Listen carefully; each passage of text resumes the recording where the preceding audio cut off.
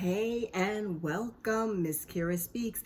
Before we get started, I ask that you watch the videos till the end, subscribe, and turn on your notifications.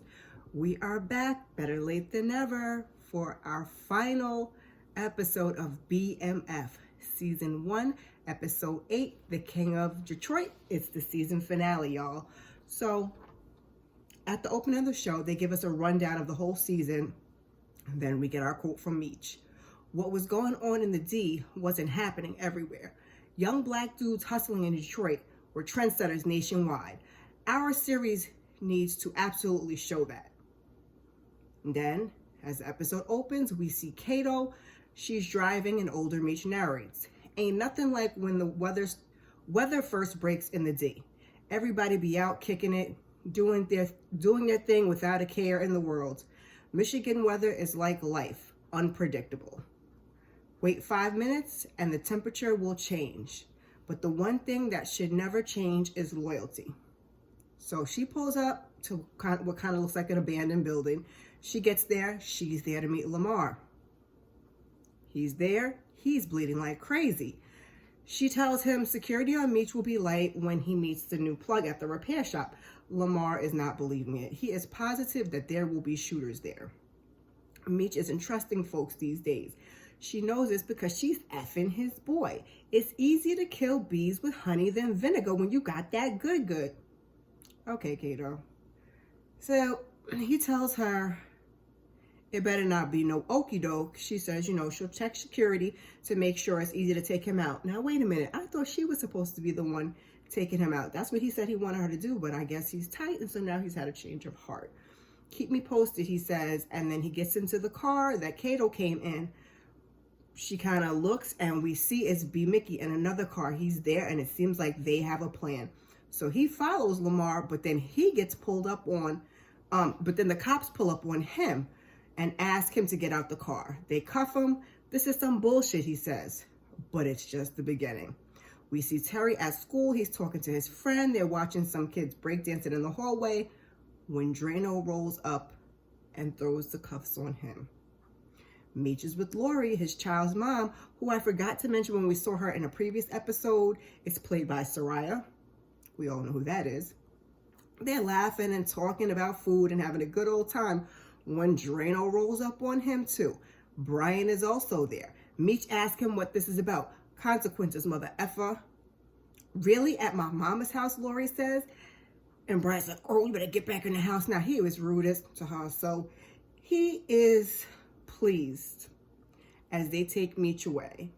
We hear older Meech say, I've learned a lot of things in my life, but the biggest lesson is loyalty isn't a choice. It's a lifestyle. And that shit don't come cheap. Man, they are bringing it for this season finale. Meech, Terry, and B-Mickie are in a holding cell with some other folks. Meech is convinced it has something to do with the cop that Kato dropped. Terry wants to know where she is anyway. Hell if I know. Maybe she ran. B-Mickie says she ain't run. So they arguing because he's sprung. And Terry says, all I'm saying is every time something effed up goes down, she just happens to be around.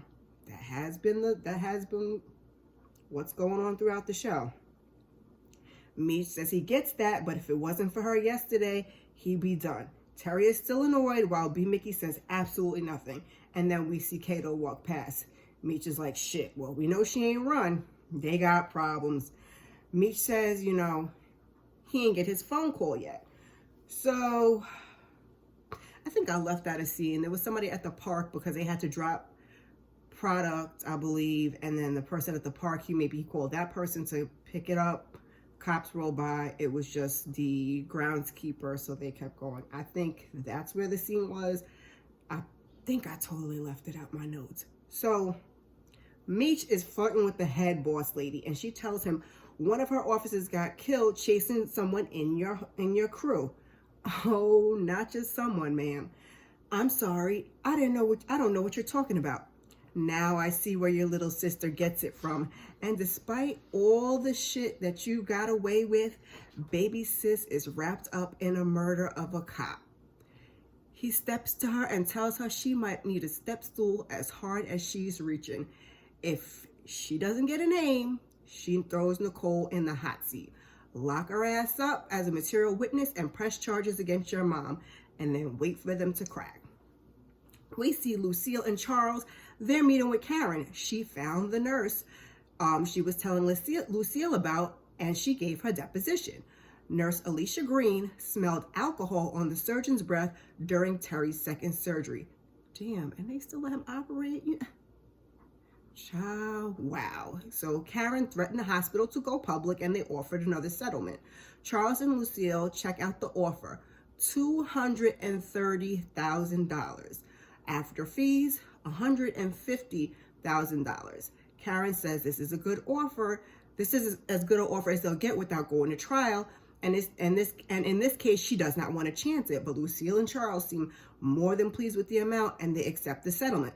She needs their signatures as well as Terry's. And I was wondering about the offer, but I guess we'll find out if Terry knew about it later in the episode. Charles apologizes to Karen and says, "Thank you. You just ought to, Charles. You just ought to." Child, they had to let all the dope boys go, and they were quite loud about it in the hallway, talking mad-ish. The folks from the Drano Project, they were not pleased. The big boss ladies, like, because they were like, well, why are we letting them loose? She's like, we didn't bust any of them with drugs and got nothing for the DA to make a case on Lopez's murder. One of the cops is like, what was the point of, pulling them in off the street then? She's like, because one of our own was killed.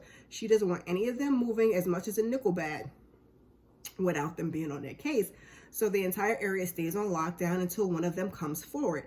Bryant gives the others an assignment, and Bryant, he's on desk duty because he's on a short lease.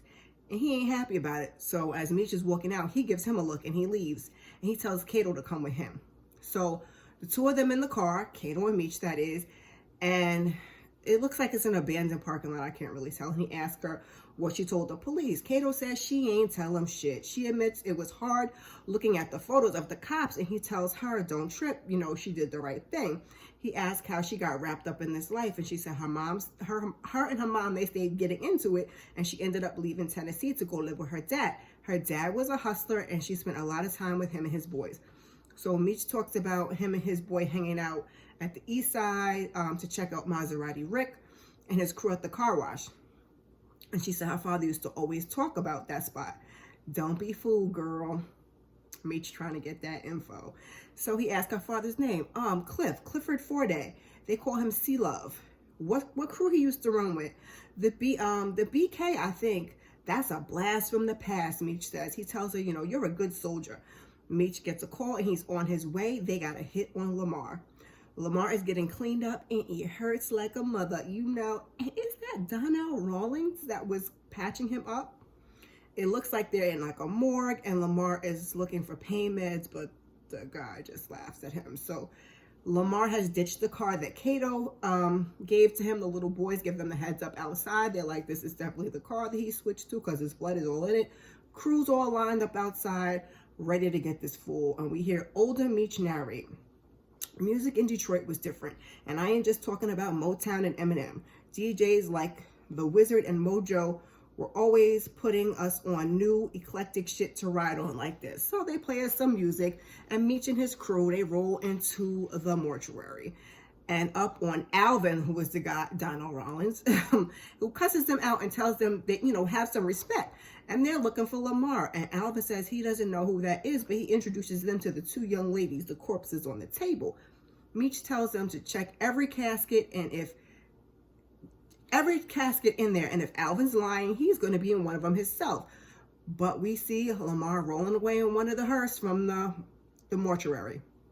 Lucille comes down stairs. She sees a piece of paper on the floor, and she says, Charles says Pastor Swift suggested he start a car service. Now you taking advice from him, she asked. I was thinking the same thing, Lucille. He says he's been thinking about this for a minute, and they had this conversation before, and Lucille reminds him, but this is Terry's money, not theirs. And that's if he accepts the settlement. Charles says he doesn't deserve it after what they put him through, like him and Meech put them through. That's not how any of this goes, Charles. Like, I get it as a parent, but that's not how any of this goes. What's for us will be for us, Lucille says. So the 50 boys are at the record store and they're playing dominoes, and one of the guys says he's been thinking about a name for the crew. What do y'all think about Mafia Family? That's fresh. Meech says, except we ain't Italian, we black. After some chit chat, they're back to business. Terry says time is running out. They have 2 days. And so they're trying to put together a plan. Now we're in Karen's office, and Charles, Lucille, and Terry are receiving the settlement check. Karen says the money will be held in a trust for Terry until he turns 18. He can't spend it before then. Charles and Lucille, they look shocked. They're not happy. And so they ask if no one in the family can touch the money. Karen says they can invest it with permission from the surrogate court. Terry's like, it's not fair. It's BS. Like, they messed up with, me in surgery. And now basically I have to wait. Him and Charles are upset. They're frustrated. They get up and walk out. So Karen's like, listen, it's a nice settlement and you can use it for years to come.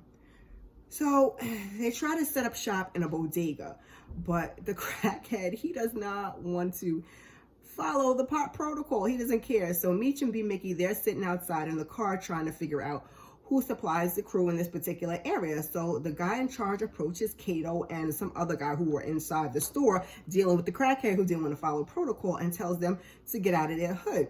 Meech comes in to holler at the dude, and he's like, he asks who's the boss. He says he's the boss, and Meech is like, if you're the boss, you ain't that smart because you're carrying weight. So, he ready to pull a gun on him. Meech's guys, they got their guns. He's like, no disrespect. Meech is just trying to make a deal. So Meech and Terry, they're at a gambling spot, and they're again trying to conduct business. And Meech goes into another room to holler at one of the guys named Boom. Now, this is the guy, I guess, who was the actual boss of the guy in the store that he approached. Meech says he hates sitting down and chopping it up after a loss. Boom tells him wins and losses are part of this. You're gonna get both in this game. And Meech tells him he's trying to bring him more business. Boom says, do I look like I need some more business? So he tells him to stay out of his lane. And Meech asks him, have you ever heard of an old head named C-Love? Used to roll with the BKs? Boom says, that crazy mother effer, he wasn't no BK. He was with the Delray boys. Lamar Silas used to roll with them too, Meech asked him. And he's like, hell yeah, both of they crazy asses. Kato is quick on her feet, but Meech, he gonna get that info. So clearly B-Mickie and Kato are still a thing because she rolls up to his spot. Kato asked B-Mickie if she thinks Meech is onto them. He's like, nah, I would have heard about it. So she thought he sold her out when Meech asked to talk to her. Nope, because B-Mickie is sprung. So Kato wants to know what they're going to do about Lamar. They missed their shot yesterday. Stick with the lie, B-Mickie suggests. She's like, so he'll show up and Lamar will show up and B-Mickie will kill him. They're kissing and talking, and she tells him, don't miss and don't get picked up by the cops again, because he'll kill my ass. So B-Mickie's like, listen, I got it all figured out. Don't trip. So Charles is in the car, and he drives Lucille and Terry to a guy named Jay Friedman's house who owns a car service, and Charles drives for him on the weekends. He says, no, Charles, we talked about this. That's what Lucille says. But Charles says this will be for Terry. The man's wife was sick, so he started working from home, but he wants to sell the business to care for her. Charles says he makes about $85 a day after paying for the driver and gas. Terry quickly does that math in his head, and he says that's $600 a week with just 4 cars. That man is clearing close to $125K annually. Charles says this is a solid business investment. So they're talking dollars and cents and getting out of the game and having a family business to pass down. And Terry gets a page, and he's like, I got to think about it. So Meech is at the repair shop when B-Mickie rolls up. Meech asks him if he broke up with Kato. He lies, and he's like, yeah, I been did that shit. So Meech asks if he considers her loyal. You trust her with your life? What about mine or Terry's? B-Mickie says, yeah, but his face looks kind of twisted. So Meech says, I'm sorry, the Lamar situation has me on one. He's been reevaluating everything, and he tells him he appreciates him. And then B-Mickie finally comes out with it. He's like, yeah, Kato's been working with Lamar. That boy, Meech, got the gift of gab. He says he already knew. Now B-Mickie seems like he got an attitude because Meech knew. And he says she came to him because she didn't want to F with Lamar no more. Oh, no, she didn't come to you, B-Mickie. But anywho, They came up with a plan to pop Lamar at the repair shop on High Street, and Meech says he ain't no fool, but it looks like Meech is going to try to go along with the plan with a little twist on it. So Meech catches up with Terry at the record store, and he asks about Kato and Lamar, and then they talk about the settlement. And he said, what do you think about BMF? And he's like, what does that stand for? A big Meech Flannery? Hell no, you think I'm conceited or something? Don't answer that. BMF stands for Black Mafia Family, fool. And it represents everything we about. We Black, our crew is structured like the Mafia, and we are all a family. Terry admits the name sounds dope, and they're talking business, and Meech wants to get up with Big L. So we see Lamar, and he's sneaking around the repair shop. He saw B-Mickie. I'm not really clear what else he saw, but he was like, this B done set him up. So he rolls up on her, Kato that is, at the bar. He's like, you trying to play me? Let's go. So he drags her outside. She's trying to explain, and Lamar's like, you want to lure me so your boyfriend can pop my ass? Pretty much. You think I'm stupid? I know you are, you black mother effer, we hear Meech say. He points the gun at Lamar. Lamar points the gun at Kato's head. You think we actually give a F about a rap B working for you? B-Mickie rolls up. Sorry, Kay. Ain't this a bitch, Lamar says, and turns the gun to Meech, and he gets shot. So Meech walks up and asks if he shot his brother, and Meech is like, I'm going to watch you suffer. Kato, she tries to dip off, just take off, and B-Mickie points the gun at her. I love you, she says, and he shoots her. And he walks up to her, he's like, I love you too, boo, and he lets off another one. Meech calls him. They gotta go because we're hearing sirens in the background. So B-Mickie, he's all messed up. He had to take a homegirl out. He's sitting there drinking and talking about, I can't believe I killed my baby. So Meech says, she would have broke your heart sooner or later. Sometimes it's better to rip the Band-Aid off and deal with the pain. This coming from a mother effer that doesn't love anyone but herself. Kato was the first girl he loved, and he had to burn it down for him. Meech is like, they're like a family, to which B-Mickie gives him a big old F-U. But they at the mama's house. So Mama Lucille, she comes down the stairs and she calls him by his government name, which is Bryant. And she's like, I don't want you driving like that. Go lay on the couch. So he listens. He ain't fooling around with Mama Lucille. So Meech apologizes for being there, but Lucille, she's not trying to hear it. She notices that, she's like, I noticed that the guards aren't in front of the house anymore. He tells her, you have nothing to worry about. What have you done, Demetrius? Protected our family. Mama, it ain't your fault. She says that does not make her feel any better. And they have a few more words exchanged, and she gives him the mama look of looks, and she walks away. So Meech and Terry are at what looks like the docks, and they're all dressed up for their meeting with Big L. Big L comes in, and she tells Meech the origin of the piece he's holding, and says it costs $250,000. So unless you plan on buying it, I suggest you take your hands off my merchandise and get out of my gallery. I don't do business with you, Meech. Not directly, he says, but his hands have been on every effing dollar in that bag that my brother's about to give to you. So I think I'm connected enough to tell you that our business is expanding. They need more product. Big L pulls out the strap on Meech and tells him to get the F out of there. It's some more words said, but he says he's cool. He gets the picture and he walks out. And she tells Terry if he ever disrespects her like that again, his brother's blood won't be the only one getting shed, because that's what she basically said to Meech before he left. Everything Meech said is truth. She says 10 keys is a big ask for a man just asking for extension last we met. Terry explains they're expanding, and she asks if he's sure he wants to do this. He's like, hell yeah. Good. That's what she wanted to hear. Carl, get that man his product. So B-Mickie is driving around looking like a lost man, and he has flashbacks of Kato. He starts crying, but then the cops pull up on him. And of course, it's Bryant who tells him to get off the car and then grabs him and throws him in his car. So Terry meets up with Meech with product, and they both have on their badass flashy furs. Meech says, gather the crew, let's celebrate. This is epic. Terry's like, we still got that. Let's not get ahead of ourselves. We still got that Lamar thing looming over our heads. And Meech is like, he ain't seeing no more birthdays because of me. And Meech is like, Terry was like, that makes you happy. They go back and forth. But Meech is happy. Terry's not. He's struggling with it. Meech leaves. So Terry goes to talk to Charles and Lucille about, I guess, what he's going to do. Maybe he was going to do the business or whatever. But Wanda comes in and she's got her things packed. She and Terry Jr. are going to go live with her cousin in Pennsylvania for a few months. A few months? What the hell are you talking about? He asked. She gave him a choice. She didn't think he'd take this long. He's like, I needed time. This is her answer. She needs time to think about what she wants to do. And Terry tries to stop her, but his parents are like, they interject and they're like, listen, you can't keep her against her will. So he's like, he doesn't want her to take the baby, but Charles goes on and walks her out. And Lucille's like, don't worry, it's all going to work out. But Terry, he's pissed. So we're wrapping it up, guys. B-Mickie's at the police station with Bryant when his pager goes off. Who do you think that is? Meech or Terry? I bet it's Meech. So B-Mickie is ready to go, but Bryant wants answers. B-Mickie starts running his mouth. So what? Some fool saw my car leaving the bar last night. That don't mean I have anything to do with Lamar getting capped. Just blabbing. Bryant throws the gun on the table and says he got the gun from his stash spot in his car. Bryant says the ballistics are connected to the murders of Catherine Ida, don't find out who that is, and James Williams, or J-Mo. Bryant is laughing and B-Mickie looks shook. So he asks, Bryant says that the gun can get misplaced on its way to evidence. He wants Meech. Help him get Meech or he eats both the charges. Tick-tock.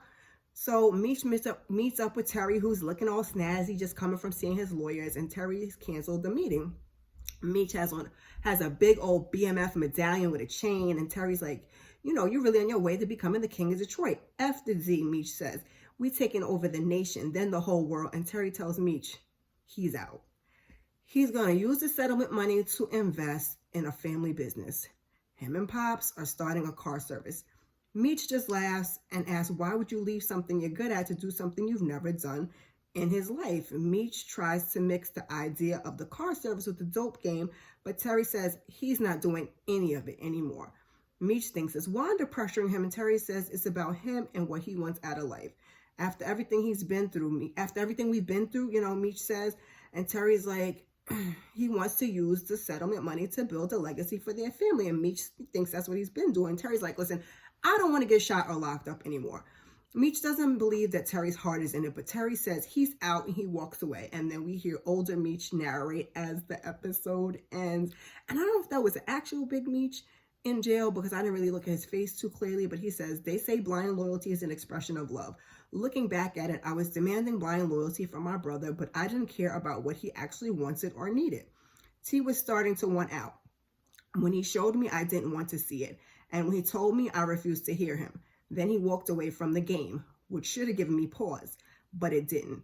See, I had my eyes set on being the king of Detroit, but I had no way of knowing that my kingdom would be way effing bigger than my hometown, or that I have a lot further to fall. So that was it, guys. That was our season finale of BMF. Please put your thoughts down in the comment.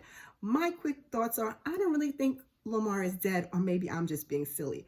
What choice will B-Mickie make now that he had to take Kato out and he's locked up and they want Meech? What happened to Pat? And I like that they changed up the story some from what I hear. I feel for Terry because he wanted to get out the game, but they make such a good team. And like, he was the only one that Meech can trust. So I get it from both sides. I wish the season was a little bit longer, but I will be back for next season. I hope you'll come back and join me. If you've made it this far, put a crown emoji in the comments. While you're here, check out some of my other content like Power Book 2. Thank you. Before you go, like, subscribe, share, and I appreciate you.